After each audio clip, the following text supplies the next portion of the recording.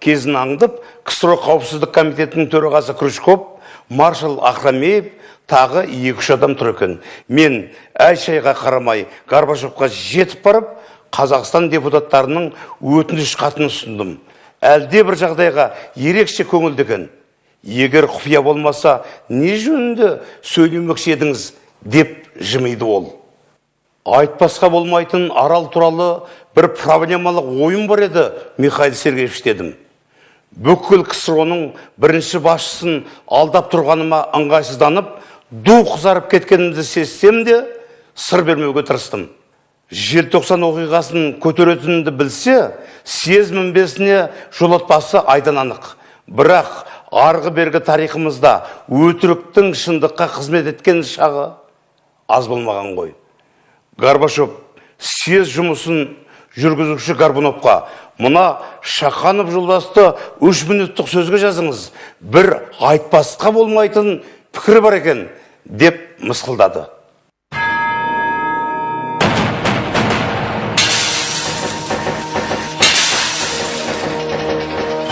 Товарищи, у нас остается примерно 10 минут для справок. Здесь записалось много товарищей, но я думаю, что не теряя время, 10 минут приступаем к рассмотрению этих заявлений, или просто товарищи будет выступать. Первому слово предоставляется товарищ Гольдянскому Виталию Иосифовичу.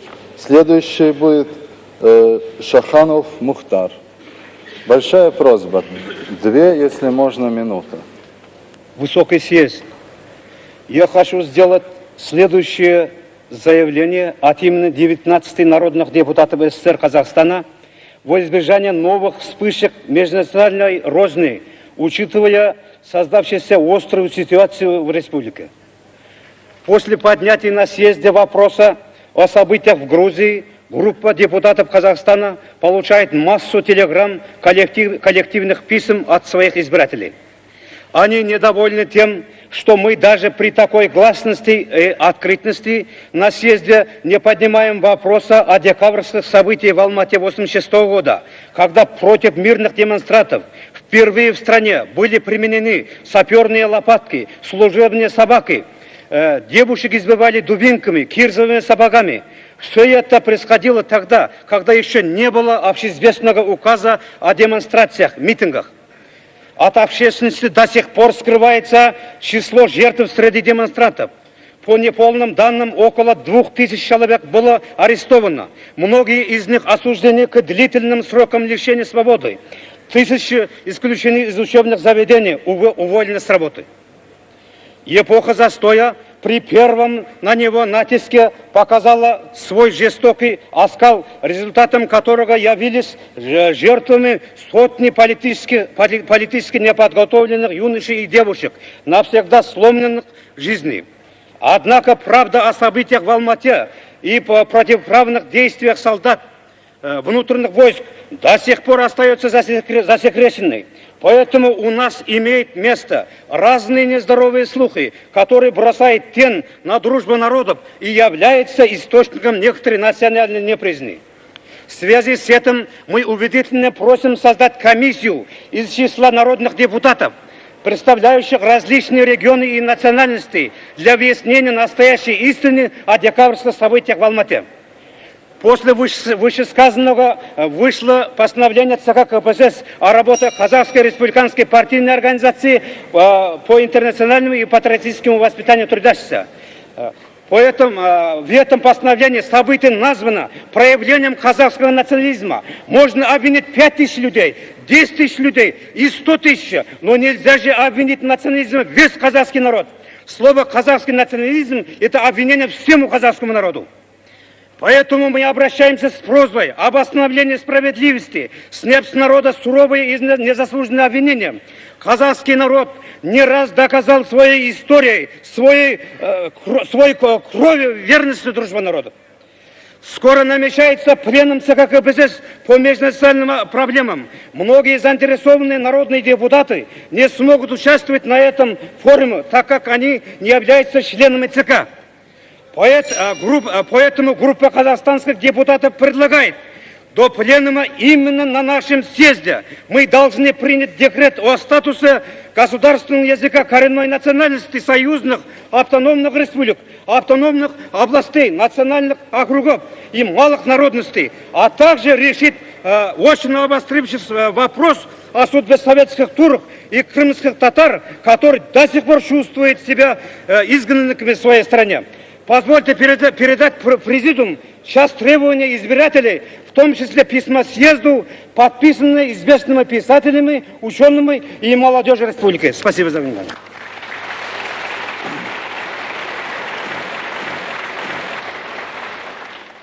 Сөзімді бітірген соң, желтоқсан оқиғасын зерттеу үшін арнайы комиссия құруды талап еткен 3000-нан астам адам қол қойған қатты және өз атыма келіп түскен жедел хаттардың үлкен бөлігін Горбуновқа ұсынып жатып, байқағаным, қасында отырған Горбачев нарттай қызарып кеткен екен. Залға көзім түсіп еді, жүрегім су ете қалды. Мінбеге таяу орналасқан Ресей депутаттарының көпшілігі бедірейіп, қол соқпай отыр екен. Мұхаңның съездегі тарихи сөзінен кейін Қазақстанда, әсіресе Алматыда бір үлкен өзгеріс, рухани көтеріліс болғандай болды. Әсіресе жастардың арасында. Мына жастар сол күні дәл сол съезде сөйлеп шыққаннан кейін түнімен ұйықтамаған болу керек. Таңертең редакцияға біз келгенде оларды жиналып тұрды. Біз міне делегация шығарайын деп жатырмыз. 10 шақты адам бар. Елден келген жігіттер бар арасында, студенттер бар. Жалпы осы оқиғаны бұлай қалдырмайық деп жүрген жанкешті балдардың бәрі барып, Москваға барып, бүкіл біздің депутаттардың алдында Мұхаңға рахмет айтамыз. Сондағы оқып жатқан студенттерді жинап, Мұхаңға рахмет айтамыз. Оның ерлігіне, батырлығына риза екенімізді айтамыз деп, жаңағы билеттерін алып дайындала бастаған кез екен. Сіз Мұхаңға звондадым, таңертең осылай болып жатыр, дүрлігіп жатыр. Қазақстан түгелімен дүр көтеріліп жатыр. Сіздің осы ерлігіңізді бұл көптен қазақ жасамаған батырлық деп жатыр. Сізге барамыз деп жатыр дедім. Жоқ, тұра тұрыңдар, асықпаңдар, елге ораламын, келеміз жақында, сонда сөйлесеміз ғой деді. Міне сосын келетін кезін қайдан білген білмеймін. Жаңа балдар, осы ұйымдастырып жүрген балдар біздің редакцияға қайта келді. Біз ұйымдастырып жатырмыз. Аэропорттан үйге дейін Мұхаңды көтеріп келуге дайынбыз. Қыздар гүлдерін дайындап жатыр. Жақсы риза сөздерін Мұхтар аға, Батыр аға, біз сізге ризамыз деген сөздерін, ұрандарын жазып дайындалып жатыр деген әңгімелерін айтты. Мені екі ғана депутат құттықтады.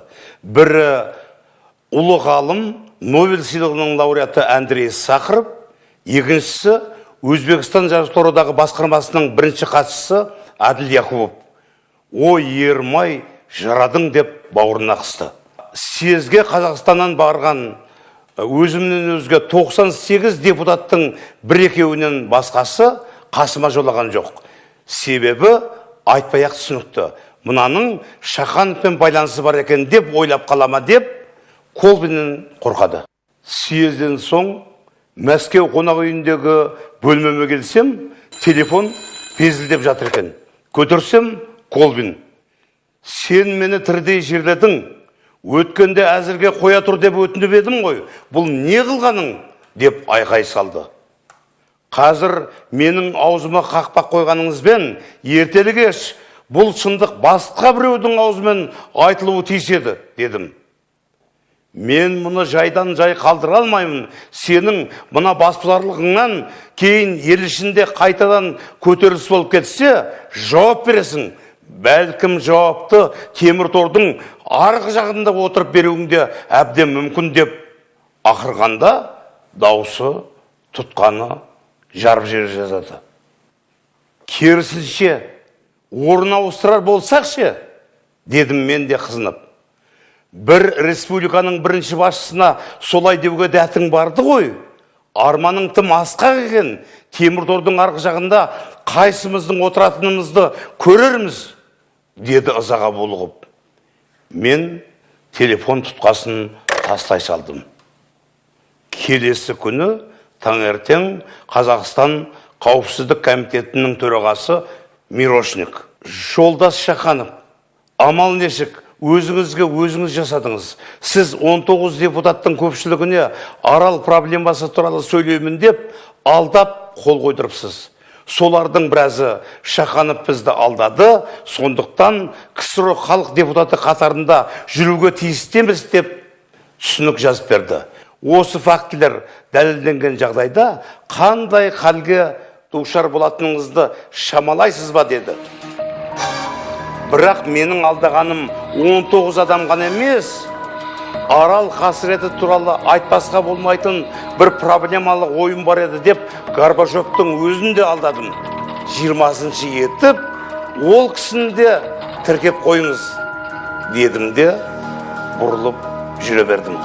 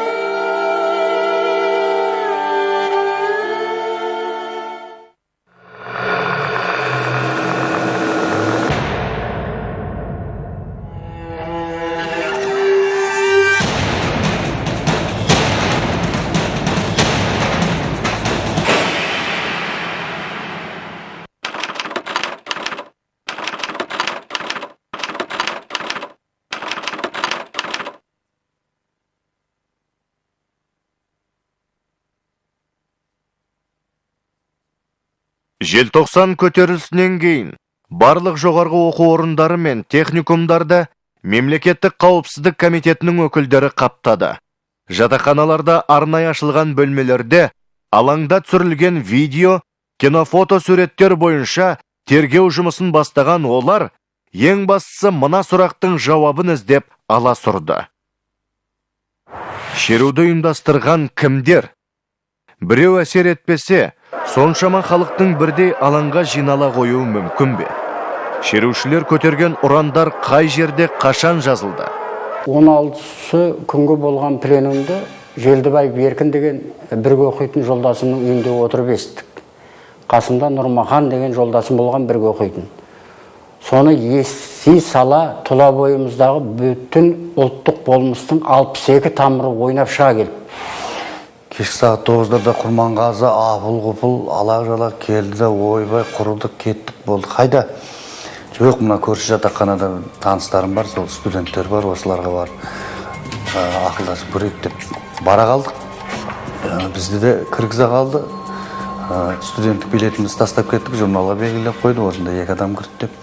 Кірдік, онда студенттерді естіп біліп жатыр екен, бәрі жаңағыдай көңіл күйлері онша емес. Біз барып осылай ертең сағат 9-да алаңға шығайық деп отырайық, бәрі бір ауыздан келісе кетті. Жол бойы Мединститут, Политех, сол кездегі жаңағы Азғи мал шаруашылығы институты, Шет тілдер институты, соңғысы Киров заводының жатақханасы болды. Біз барған жерде кіммен кездеспейді, барлығымыздың ойымыз бір жерге тоғысып жатты. Сол жерде ертеңгі күні 17-сі күні сағат 9-да алаңға шығатынымызды барлық жерде шегелеп, сонымен қайтып келдік. Біздің жатақхананың жігіттері Бақтыбек Иманғожаев, Құрманғазы Айтмұрзаев, Үсіпхан Сейтметов, Аманбай Канетов басқа жатақханаларды аралауға кеткен кезде мен жаныма суретші Мейрамғазы деген жігіт болды. Соны алып өзіміздің жатақхананың 3 этажын аралап қабатын жаңа қыздар мен жігіттерге, осы жігіттер қазір басқа жатақханаларға кетті. Ертеңгі шеру жайында айтпаққа. Біздер олар келгенде дайын тұрайық деп жаңағы аралап шықтық. Содан о жігіттер қайттан біздің арамызға келген кезде біздің жатақхананың әр қабатында бәрі ескертілген еді. Енді жаңағы енді не істейміз деген ортақ шешімге келген кезде тосылып қалдық. Әрине, біз күнде бұндай шеруге шығып, немесе тағы да бір көтеріліс жасап жүрген азаматтар емеспіз. Сондықтан да әркім өзінің ойын айтып атты. Сол кезде қайсымыз айтқаны есімде жоқ. Мынау дәкеге ұрандар жазайық, соларды алып шығайық, Лениннің суретін алып шығайық деген дүниелер айтылып қалып, енді ол дайын тұрған ұран да жоқ. Кітаптарды ақтарып, бұрын бірінші курста өтіп кеткен КПСС тарихын ақтара бастады. Ол жерде Лениннің сөздерін, Лениннің ұрандарын алып, біз ұрандарды алып тауып бердік. Жаңағы бізде суретші жігіттер бояуларын алып, жаңағы жаялдықтарды жыртып, сол жерге ұрандарды жаза бастадық. Политэкономиядан, ғылыми коммунизмнен, КПСС-тің тарихы атты үлкен сабақтарда жазған конспектілерімізді алып қарай бастадық. Сондағы тапқанымыз келеді-ау дегеніміз, Лениннің идеялары жасасын, сосын декларация туралы. Содан тағы да енді бұнымен шектелеміз ба, тағы қандай деп отырған кезде, біздің мақсатымыздың өзі жаңағы ұлт басшысы емес пе? Каждому народу своего вождя деп жазайық деп біреу айтып қалды. Содан ойбай дұрыс, осылай жазайық деп жаңағы суретшілеріміз шақырып алып, қылғаламдарын беріп, бояулары бар, бірақ жазатын дәке жоқ. Біреу пердесін жұлып алып келді, біреу тағы бір шифонерлердің бетін жапқан дәкені алып келіп жатыр. Мен бөлмеме барып, ұран жазуды ұйымдастыруға кірістім. Әр ұлтқа өз көсемі деген ұранды өзім жаздым да, аяғына Владимир Ильич Ленин деп қосып қойдым. Бірақ Лениннің тап осындай сөз жоқ болатын. Мен жазған ұраным: каждая нация имеет право на самоопределение, на свой язык, на свою культуру. Деп астына В. И. Ленин деп жазған себебі, менің ойымша, нағыз мағынасы келетін ұран болды осы. Осы ұрандарды жазып болғаннан кейін сағат 3-тің кезінде бәріміз демалуға жаттық. Бірақ сол 5:30-да екен 6-ға таман бәріміз қайтадан тұрып, жаңағы айтылған жігіттер әр бөлмені тоқылдатып жүріп, бәрін оятып, далаға шығардық.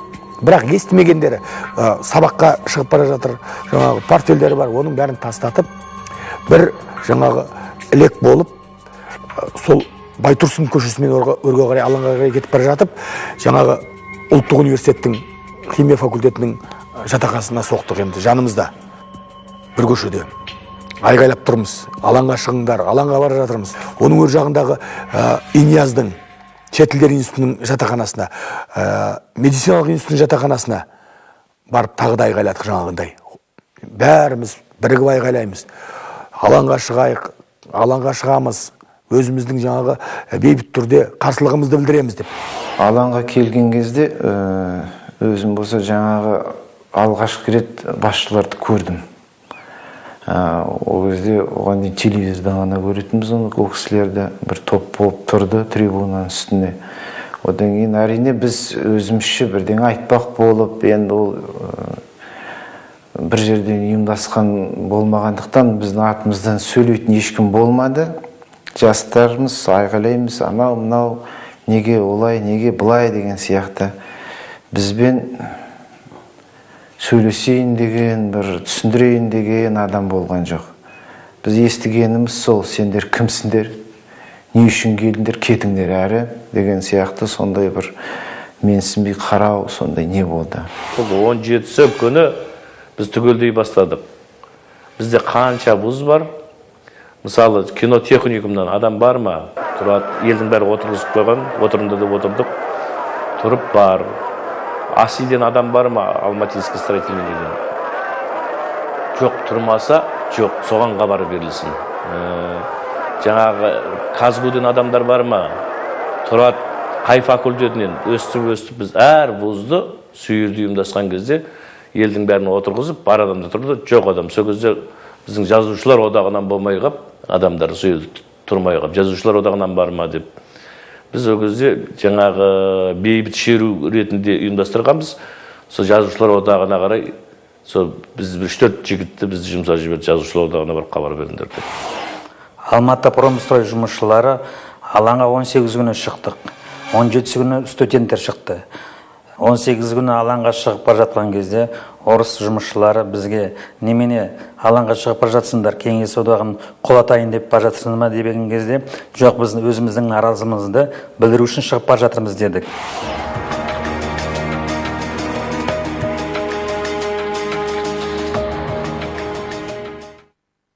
Тергеу басталған алғашқы күндерден ақ қара Волга мінген қара пальтолы біреулер студенттер жатақханаларын аралап, шеруге шығуға үгіт жүргізген деген қауесет бұрқ етті. Ойымызда бұндай болады деген шықсасақ түсімізге кірмеген, осындай аяғы соғысқа айналып келеді деген. Қорқа бастадық, үрейлене бастадық, енді не істейміз? Енді жауапкершілікті сезіне бастадық. Біз бірден білдік, бізді тек қалдырмайтын. Сондықтан біз қорғануға көштік. Яғни төртеуіміз, сол 4 жігіт жиналып отырып, не істейміз? Яғни айлаға көштік. Біз қара Волганы ойлап таптық. Осындай адам келді, осындай адам Волгамен келіп, бізге үгіт насихат жүргізді. Біз сол кісінің айтуы бойынша жатақханаларды араладық деп айтайық деп, төртеуіміз бірге келістік. Міне қара Волганың шыққан себебі осыдан еді.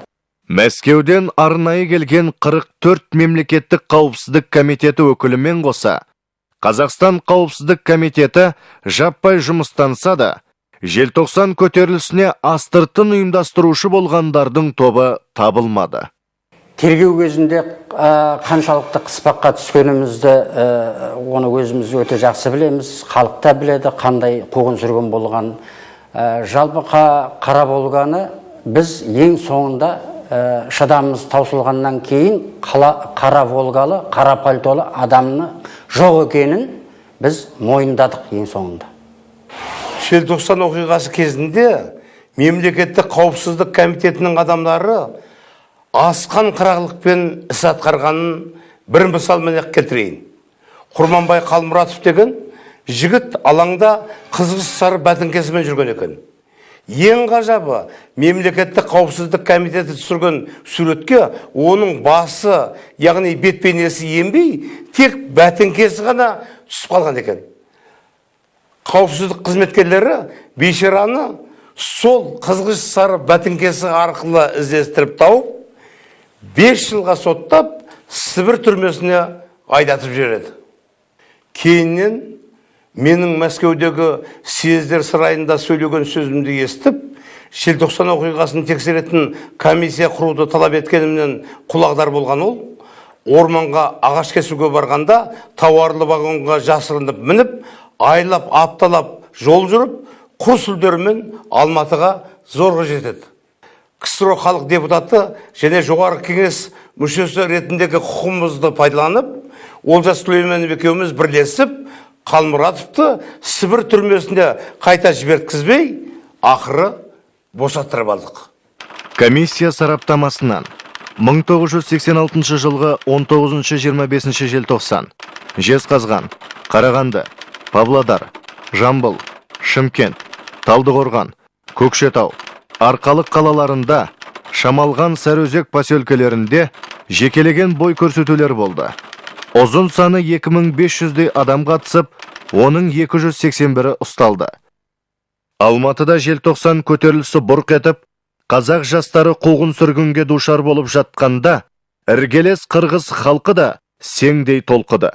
Желтоқсан тарихи оқиғаларында мен Ысыккөл облыстық партия комитетінің бөлім басшысы болып іштегем. Шон үшін мен жақсы білем, бір далай қырғыз жігіттері унаға менен Алматыға барып жардам беру әрекетін көрген.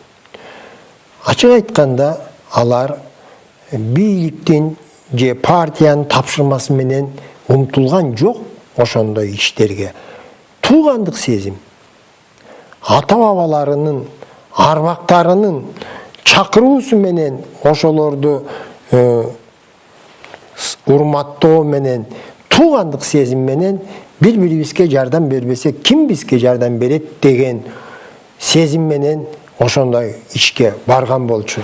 Советтер иттифакы uzun yıllar Кеңес үкіметі одақты сақтап қалу үшін технологиядан бас тартты. Алайда әлемдік технологияның қарқындап дамуының нәтижесінде Кеңес одағының құрамындағы халықтар космос арқылы беріліп отырған мәліметтерден өздерінің тәуелсіз ел емес екендігін, өз қалауындағы киімді киіп, қалауындағы тағамды жей алмайтынын, Кеңес одағы адамының бір қаладан екінші қалаға баруының өзі қадағаланып отыратынын түсіне бастады. Тарихтың тек бұрмаланып келе жатқанын да айқын ұға бастады. Кеңес одағындағы осы құйтырқы саясатқа тұңғыш соққы берген қазақ жастары. Кеңестік биліктің қол астындағы түркі мемлекеттерінің жағдайынан хабардар түрік жастары қазақ жастары көтерілісінің басып жаншылғанына қол қусырып қарап отыра алмады. Олар Түркиядағы қазақ қандастарымен тізе қосқан бойда Түркиядағы Кеңес одағы елшілігін қоршап алып, шетел бұқаралық ақпарат құралдарының өкілдерін қатыстыра отырып, наразылық іс-шараларын ұйымдастырды. Қазақ даласының түкпір-түпкірін шарпыған 1986 жылғы желтоқсан көтерілісіне ұйытқы болған бірден бір күш қазақтың дүр сілкінген ұлттық намысы екені даусыз еді. Мұхтар Шахановтың съездегі талабынан кейін Қазақ КСР жоғарғы кеңесі іле-шала желтоқсан оқиғасын сараптайтын комиссия құрды. Бұл қуыршақ топты КСРО компартиясының бас хатшысы Горбачев пен Қазақстанның билігі бірге ақылдасып құрып отырғаны маған белгілі болатын. Сондықтан комиссияға мүше болу ұсынысынан мен үзілді-кесілді бас тарттым. Өйткені ол комиссияда мүше болғандар сол оқиғада өз қолымен сот жүргізгендер, өз қолымен тергеу жүргізгендер, өз қолымен идеология жасағандар, өздері соны жүзеге асырып, соттатып, жер аудартып жібергендер. Осы алғашқы комиссияда да, екінші комиссияда, одан кейін комиссияларда да сарапшылар тобында жұмыс істедім. Себебі осы маған үлкен сенім артып, бір қағаз болса да жоғалмасын, мен саған сенемін дегеннен кейін мен бас тарта алмадым. Ол жерде сол комиссияның сарапшылар тобында жұмыс істегендердің 50% органдардың адамы болды. Бірінші комиссия өзінің барлық қастан шықпаған жұмыстарын істеді. Бұрынғы документтер, құжаттар, фильмдердің бәрін жойды. Қажеттісін Мәскеуге жіберді. Өздерінің тартпаларын саралап алды. Енді газетке шығып кеткені болмаса, олардың ізін табу мүмкін емес. Менің мақсатым желтоқсан оқиғасын тексеретін комиссияны КСРО халық депутаттарынан құру. Сонда ғана желтоқсан қасіретінің ақиқаты ашылама деген ой. Көп ұзамай КСРО жоғарғы кеңесінің бірінші сессиясы жүріп жатқан тұста Горбачевқа жолығып, осы ойымды айтып едім. Қазақ КСР жоғарғы кеңесі арнайы комиссия құрды ғой. Желтоқсан оқиғасының ақ-қарасын алдымен солар тексерсін. Егер олар әділетті шешім шығара алмаса, сіздің ұсынысыңызға сонан кейін оралармыз, деп жауап берді. Горбачевтың илікпейтініне көзім анық жеткен соң басқа амал іздедім. Ендігі қалған жалғыз жол бұл мәселені осы сессияда қайта көтеру. КСРО жоғарғы кеңесінің төрағасы Лукьянов пен КСРО жоғарғы кеңесі ұлттар палатасының төрағасы Нышановты мазалай бердім. Екеуі де бірінің аузына бірі түкіріп қойғандай, Горбачевтың айтқан сөзін қайталаудан жалықпады. Бір күні Рафик Нышановты оңашаға шақырып, ұлттық азаматтық сезімін қамшылап, бірер ауырлау сөз айтып едім, біраз ойланып қалып. Ортақ Шаханов, ертең жоқ арғы күні КСРО халық депутаттары құрылтайының жоғарғы кеңеске берілген тапсырмаларына кеңөріс деген тақырыпта талқылау өтеді. Горбачевтың өзі төрағалық етеді. Сол күні сөз сұраған өтініш хатты Горбачевқа емес, маған әкеп беріңіз, ар жағын өзім реттеймін деді. Ортақ Шаханов деді, сосын маңайда ешкім болмаса да құлағыма сыбырлап. Мұны екеуара таза ағайындық деп ұғыңыз. Бірақ осы әрекетіңізден ештеңе шықпай ма деп қорқамын. Мен үндемедім. Мәжілісте жарыссөзге шығуға рұқсат сұраған қағазымды Нышановқа апарып бердім. Ол уәдесінде тұрып, іле-шала маған сөз беріп жіберді. Мінбеге кетіп бара жатып, көзім шалып қалды. Горбачев төралқада өзімен қатар отырған Нышановқа қолын сермеп, бірдеңе деп жатыр екен.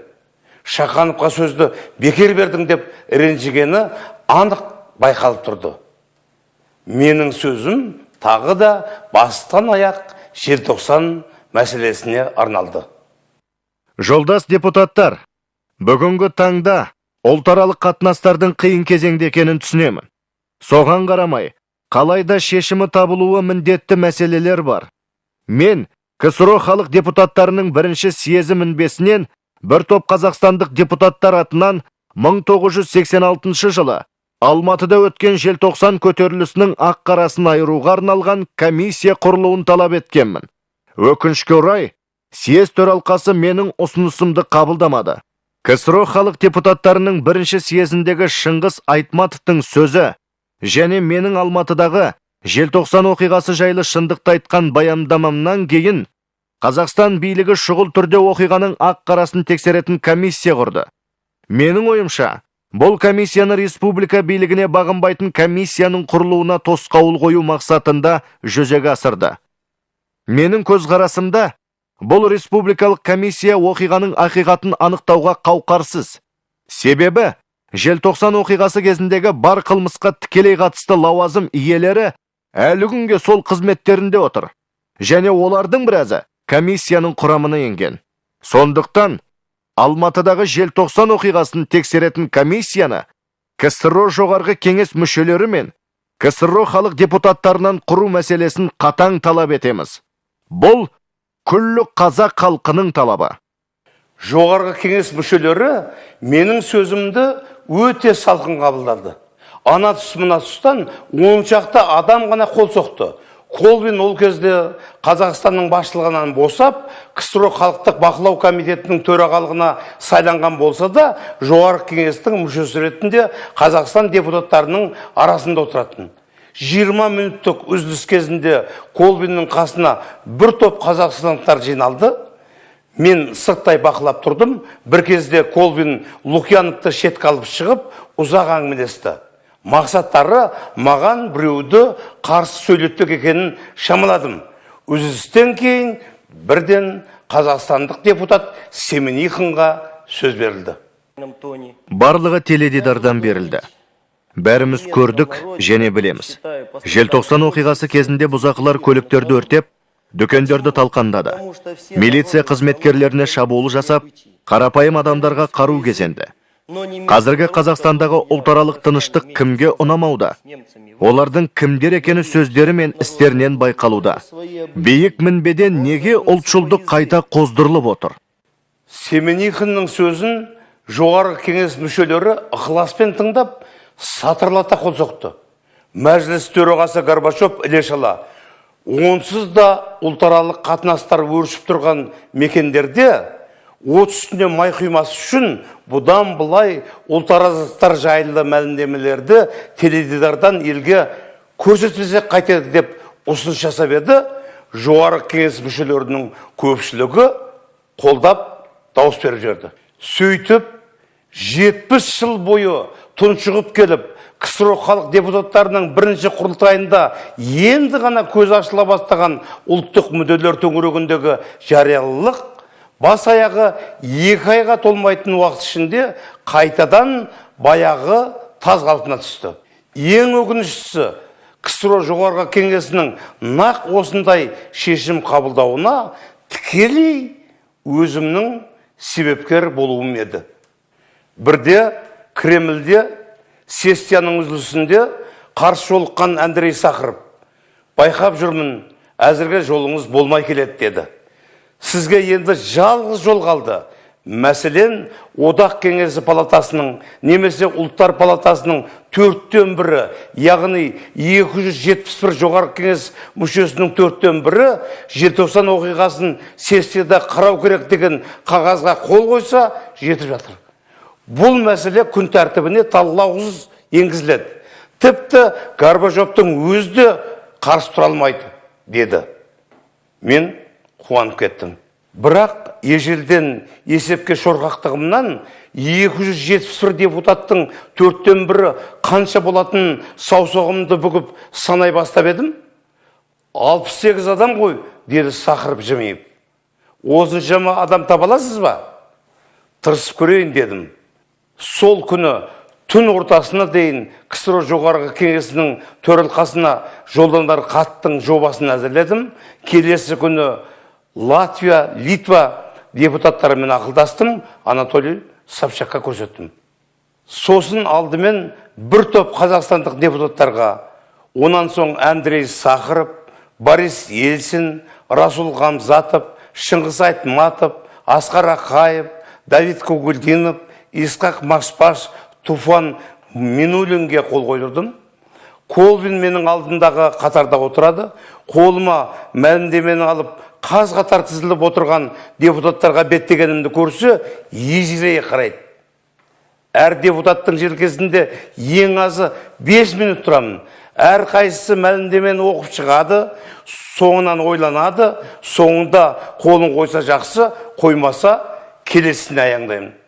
Колбинге жақын жүретін депутаттарға жоламаймын. Сөйтіп, 2 күн ішінде, яғни сессия аяқталатын күні таңғы сағат 9:30-ға дейін 110 депутаттың қолдауын алдым. Сол сәтте фойеде Сақыровқа бетпе-бет жолығып қалып, 110 депутатқа қол қойдырғанымды асыға айтып едім, мені бауырына қысып, балаша қуанды. Енді былай етіңіз, деді сосын Сақыров. Мына хатты тура Горбачевтың өзіне апарып беріңіз. Бұл оған үлкен соққы болатын болды. Енді Горбачев қаласа да, қаламаса да регламентке қарсы шыға алмайды. Үзілісте Горбачевқа жолықтым. Тағы да желтоқсан оқиғасы ма? Деп жақтырмай қарсы алды. Мықтап ойладыңыз. Біткен жараның аузын қашан қытырнай бересіз? Ұлттар арасына сынақ ағуыңызды тоқтатпасаңыз, сіздің аузыңызды жабатын мүмкіндік табамыз, деді. Бұл қорқытуыңыз ба, дедім. Жоқ, ескертуім, деді. Бойын кернеген ашуды әрең тежеп отыр.